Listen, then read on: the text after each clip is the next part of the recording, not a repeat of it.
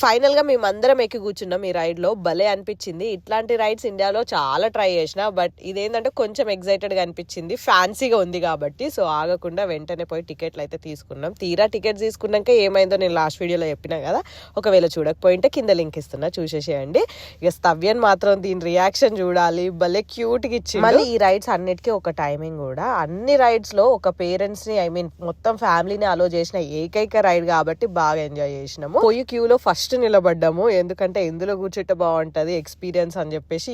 చూస్ చేసుకుందాము, అదా ఇదా అని చెప్పేసి ఫుల్ ఆలోచించి ఇదిగో స్తవ్యాన్ని ఇందులో కూర్చోబెట్టినాము.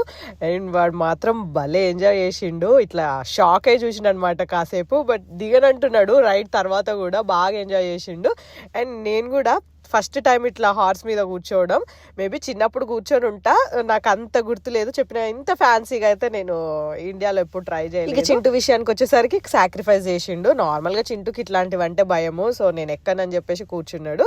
ఇక నేను మాత్రం స్తవ్యన్ ముందు కూర్చున్నా, బట్ నా హార్స్ పైకి కిందికి వెళ్ళట్లేదు అని చెప్పేసి నేను మళ్ళీ దిగి సీట్ చేంజ్ చేసేసుకున్నా. ఇక మా ఫ్రెండ్స్ మాత్రం వాళ్ళు దీని మీద కూర్చోడానికి భయపడి దిగో ఇట్లా కూర్చున్నారు.